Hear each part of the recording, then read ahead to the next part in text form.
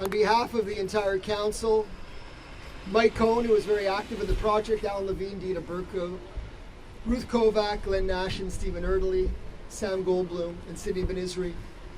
And I'd like to acknowledge the presence of all the candidates and Robert Libman, as well as our member of the National Assembly, David Birnbaum, Member of Parliament, Anthony Housefather, our former Member of Parliament and Justice Minister, former Justice Minister Irwin Kotler, Rabbi Reuben Poupko, and the President of the Holocaust Museum, Eva Kuper, and any survivors that are here as well. Thank you, Marcel, for being here. This is really the most important thing that we do as elected officials, and we chose to dedicate this space, this small park, as Elie Wiesel Park, because it is the busiest corner in our city. So although it might be a small park, it's probably the most important park. More people will walk through this corner. More people are at the corner of Cavendish and Kildare than any other place in our city. And it is our job as elected officials to educate. So we're really happy to be here today with survivors, with children of survivors, with students. And I want to let you know that it's our job not just to create a park, but to continue to educate. Côte Saint-Luc is a city that was built by many different groups of people, but one of those groups was survivors. And Elie Wiesel dedicated his life to not only honoring those who survived, but in retelling the story of what occurred. He reminds us every day that we need to fight for universal human rights. So it's not only Yad Mordecai, it's not only Ziegelbaum Park, it's not only Elie Wiesel Park, that it is not only those people who we're naming parks for that are being honored or streets for that are being honored, it's everyone in the survivor community that chose to establish themselves in Côte Saint-Luc and Montreal. And I'm going to close on one short thing.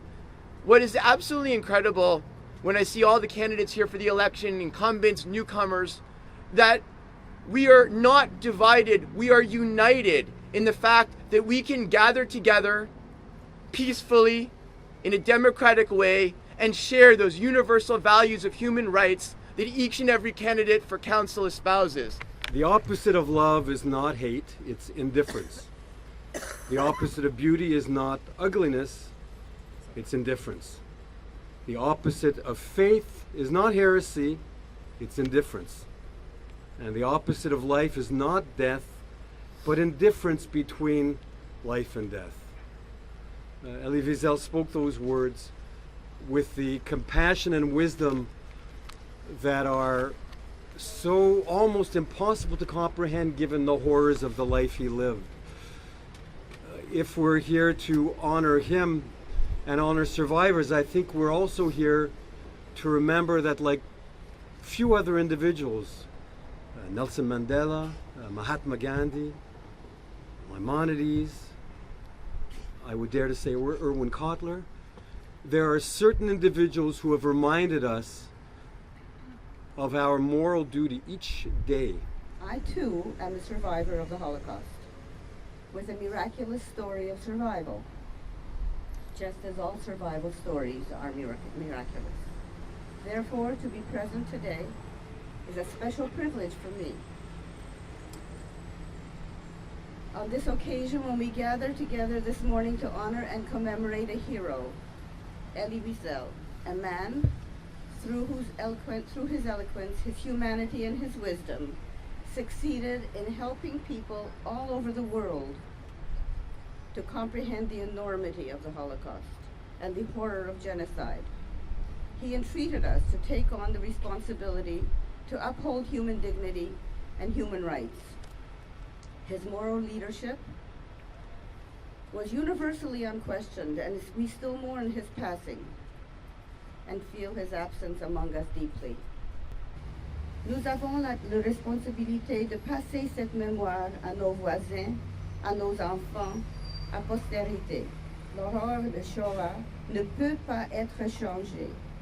Nous n'avons pas ce pouvoir, mais nous avons le devoir de mémoire. Elie Wiesel, as we've already heard from other speakers, left us so much wisdom and so many important lessons by which to guide our path. that it is incumbent on me to quote some of his vital messages, some of which you've already heard. We didn't check our speeches, obviously. He impassioned us never to be silent whenever and wherever human beings endure suffering and humiliation. He insisted that the opposite of love is not hate, it is indifference. These words have an important message for us today as we bear witness to the hate and violence which is sweeping so many countries and communities around the world. Elie Wiesel is a symbol of all that we value and all that we cherish. He embodied in his life and his very presence and his writings the values that we should all embrace. Values of tolerance, the values of courage, the values of standing up for that which is right. One thing I think that needs to be mentioned as well, in addition to his eloquence and passionate struggle for human rights and for civil liberties, whether it was the battles in the U.S. or elsewhere, he always was on the side of tolerance and inclusion. But there was another part of Elie Wiesel's life. He was always part of the battle for the Jewish people, and that needs to be remembered as well. He was a champion of the Soviet Jewry movement, the most successful human rights movement in history. He was always there for the Jews of the Soviet Union, the 3.5 million who found themselves trapped behind the Iron Curtain at the close of World War II. He fought for them endlessly. He fought for the honor and the dignity of the State of Israel. He fought valiantly to defend the honor and the dignity of the soldiers of the State of Israel who defend the Jewish state. He fought for all that was right and all that is good. And he always stood up, and he was never silent in the face of injustice or in the face of assault on Jewish dignity. And for that reason, this park is important and his message is important, but we need to hear the totality of his message.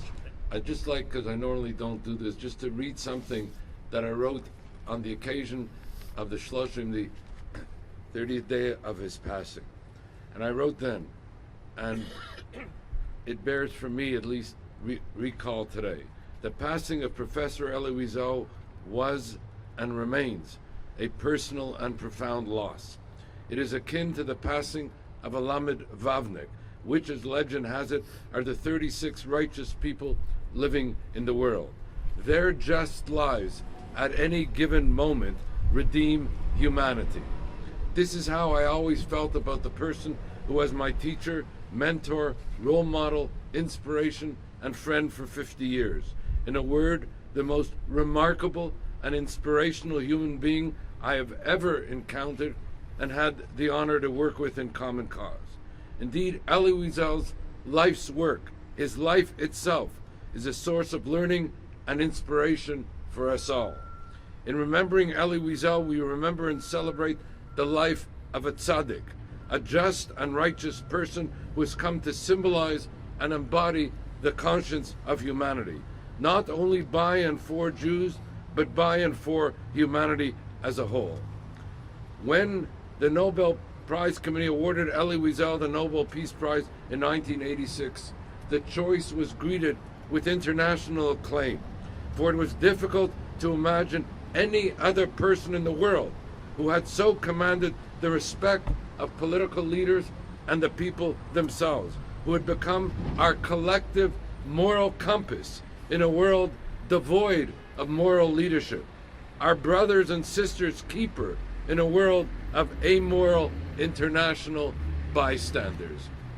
Elie Wiesel was a person, and that is why I want to commend the Côte Saint-Luc municipality for establishing this park, because it will allow us to learn from him. I understand that plaques are going to be put up with respect to his sayings and his teachings. And the most important thing about Elie Wiesel is that he was a teacher and someone who acted on those teachings. And those who will come through this park will be able to learn, reflect upon, and hopefully act upon those universal lessons, which include, as Eva Kuper mentioned, the imperative of memory, which Elie Wiesel always referred to as a sacred duty.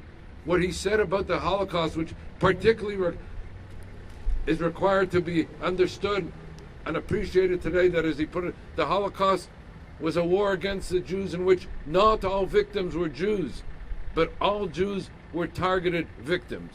Where he spoke as anti-Semitism, that we must remember, as he put it, 1.3 million people were deported to Auschwitz, the death camps, of which he was one. 1.1 million of them were Jews. The Jews were murdered at Auschwitz because of anti-Semitism, but as he put it, anti-Semitism has not died, and it remains the bloodied canary in the mineshaft of global evil today.